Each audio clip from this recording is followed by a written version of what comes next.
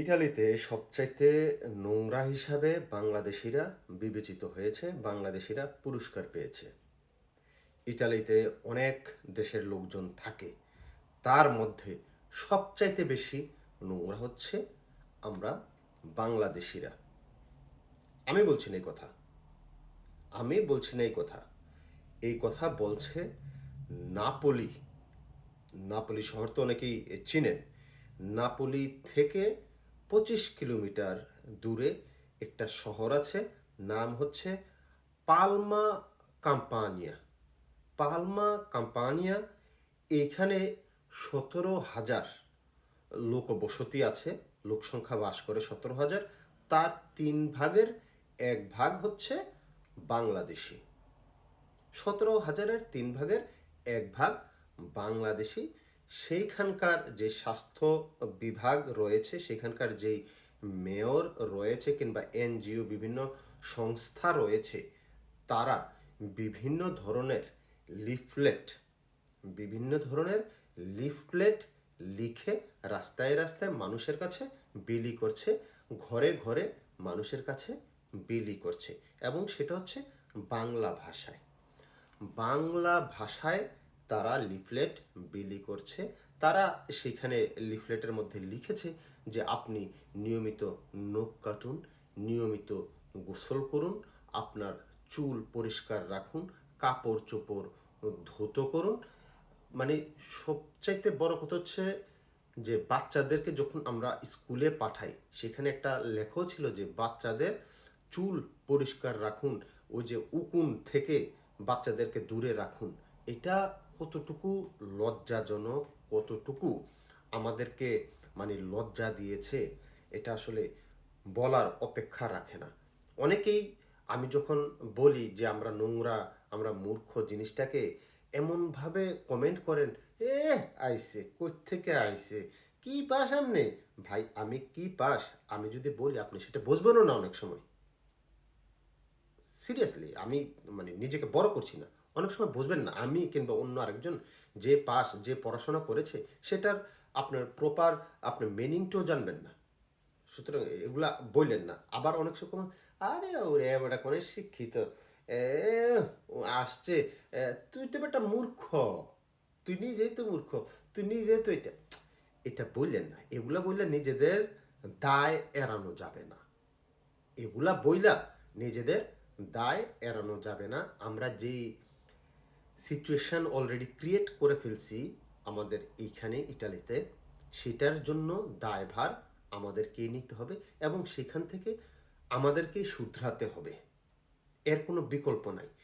আপনি চিন্তা করতে পারেন, বাসায় বাসায় গিয়ে লিফলেট বিলি করছে, যেখানে লেখা রয়েছে বাংলায় আপনি নখ কাটুন, আপনি কাপড় চোপড় পরিষ্কার রাখুন, আপনার চুল ধুতো করুন, আপনার দাড়ি ঠিকভাবে কাটুন, আপনার কাপড় ধুতো করুন। এগুলো কোন ধরনের, তার মানে কি এগুলো আমরা করি না? আপনারা যারা ইটালিতে আছেন, তারা কখনো দেখেছেন এই ধরনের লিফলেট অন্য কোনো জাতিকে, অন্য কোনো দেশের মানুষকে দিয়েছে?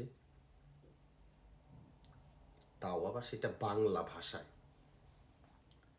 সেটা বাংলা ভাষায় লিখে প্রতিটা ঘরে ঘরে পৌঁছে দিচ্ছে। এটা আমাদের জন্য অনেক বেশি লজ্জাজনক। আমরা, আমাদের কমিউনিটি সেইভাবে বিল্ড আপ হয় নাই, এবং কিছু কিছু মানুষের হাতে কমিউনিটি জিম্মি হয়ে আছে, যাদের শিক্ষাগত যোগ্যতা একেবারেই নাই। সব কিছু মানলাম, কিন্তু ভাই এগুলোর বাইরে যে আমরা আসলে মানুষ হিসাবে আমাদের যে একটু পয় পরিষ্কার থাকা উচিত, এটা তো কমিউনিটির ব্যাপার না। এটা তো আমাদের নিজের জিনিস, আমরা নিজেরাই পরিবার থেকে এটা শিক্ষা পাওয়ার কথা। তার মানে বোঝেন আমরা কোন, অনেক মানুষ, বাংলাদেশে অনেক মানুষ কোন পরিবেশ থেকে উঠে এসেছে। ওরা ক্লিয়ারলি এই কথাগুলো কেন লিখেছে? সত্যি কথা বলতে, আপনি যখন বাসে চড়বেন, আপনার আরেকজন বাংলাদেশি ভাই যখন উঠবে, তখন আপনি দেখবেন কি পরিমাণ দুর্গন্ধটা ছড়ায়, তরকারির গন্ধ।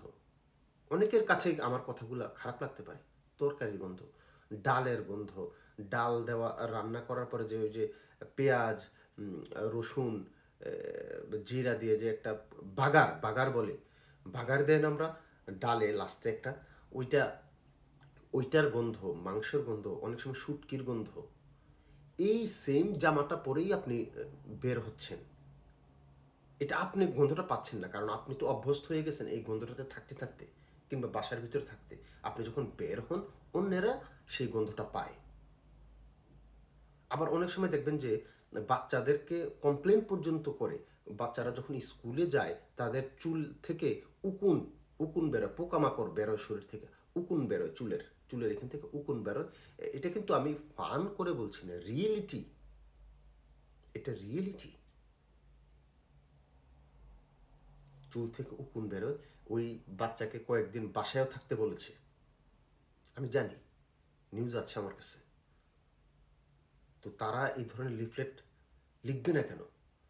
বাংলাদেশি মহিলারা যারা বাচ্চাদের মা বাবা যখন স্কুলে যায়, তখন কি হয়, অন্যান্য দেশের বাবা মারাও তো যায়, সাথে গিয়ে একটু কথা বলে হাসি দেয়, দাঁত থেকে গন্ধ বের হয়, মুখ থেকে গন্ধ বের হয়। আপনি হয়তো সেটা বুঝতে পারেন না, বলবেন যে হ্যাঁ ব্রাশ করে না কেউ। ভাই, ব্রাশ করলেই যে দাঁতের গন্ধ চলে যাবে তাও না। একটা পারফিউম কয় টাকা? একটা বডি স্প্রে কয় টাকা? মানে এগুলো আসলে পড়ালেখা করলে তো আর হবে না, এগুলো বই তো আর লেখা থাকবে না।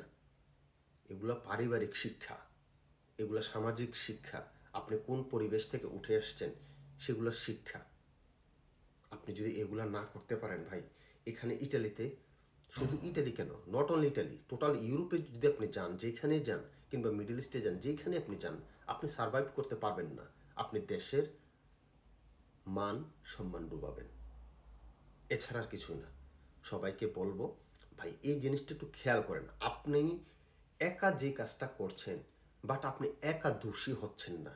এখানে দোষী হচ্ছে টোটাল টোটাল আমাদের দেশের মান সম্মান জড়িত আপনার সাথে, আপনার বিহেভিয়ারের সাথে জড়িত। রাস্তাঘাটে এই যে রাস্তা গাড়ি বন্ধ করে টিকটক করেন, কেউ কি আপনার নাম ধরে বলবে যে সে এই কাজটা করছে? সে বলবে যে বাংলাদেশিরা করছে। Total whole Bangladesh. এটা খুবই প্যারাদায়ক যে লিফলেট বিলি করা, যে আমরা নোংরা জাতি, আমাদের শুধরাতে বলতেছে, আমরা কাপড় চোপড় যেন ধুই, আমরা শরীর যেন পরিষ্কার রাখি, পোকামাকড় থেকে যেন দূরে থাকি। মানে পোকামাকড় মিন্স হচ্ছে ওই যে উকুন।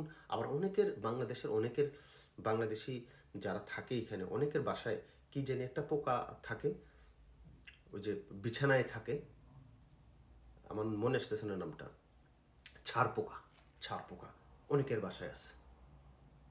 অনেকের বাসার আপনার ওই যে রান্না বান্না করে যে স্পিরাতরে যেটা আছে, যেটা বাতাস টেনে নেয় স্পিরাতরে, কিংবা ইটালিয়ান যেটা বলে কাপ্পা বলে, এই জিনিসগুলো অনেকের বাসায় নষ্ট, চলে না এগুলা, এগুলা চালায় না, না চালাতে চালাতে এটা ব্লক হয়ে গেছে, নষ্ট হয়ে গেছে।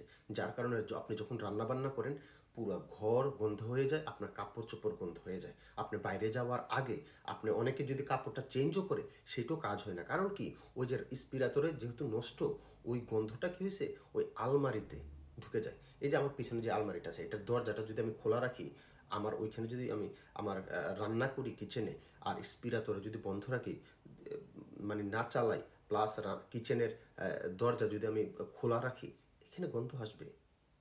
আমরা বাঙালি খাবারটাই এমন। সুতরাং এগুলা খেয়াল রাখবেন, আলমারির দরজা বন্ধ রাখবেন, রান্নাঘরের দরজা বন্ধ রাখবেন, স্পিরাতরে চালু রাখবেন। আর অনেকে তো এটা মানে কাপড় চেঞ্জও করে না, চিন্তা করে যে এটা পরে ভাত খায়। অনেকে কি করে, বাইরে যাবে, কাজে যাবে বা স্কুলে যাবে, রেডি হওয়ার পরে কাপড় চোপড় পরার পরে সে ভাত খায়। আমরা যে খাবারগুলো খাই এগুলোতে গন্ধ থাকে, বাঙালি একটা গন্ধ, এটা আমাদের কাছে ভালো লাগে খাবারের গন্ধ, ওদের কাছে তো লাগে না। আর আমাদের সব খাবারের গন্ধ কি আমাদের কাছে ভালো লাগে বলেন? মনে করেন যে শুটকি ডাল টাল যখন আমরা বাগার দেই, একটা মাংসটা যখন পাঁচ মিশালি গরম মশলাটা যখন দেই, গন্ধটা কি ভালো? ভালো না তো। এটা পরে আমরা বাইরে চলে যাই এগুলো কাপড় চোপড় পরে। এনিওয়ে, ভিডিওটা একটু শেয়ার করেন, সবাইকে ছড়িয়ে দেন, যেন আমরা কিছুটা হলেও শুধরাতে পারি।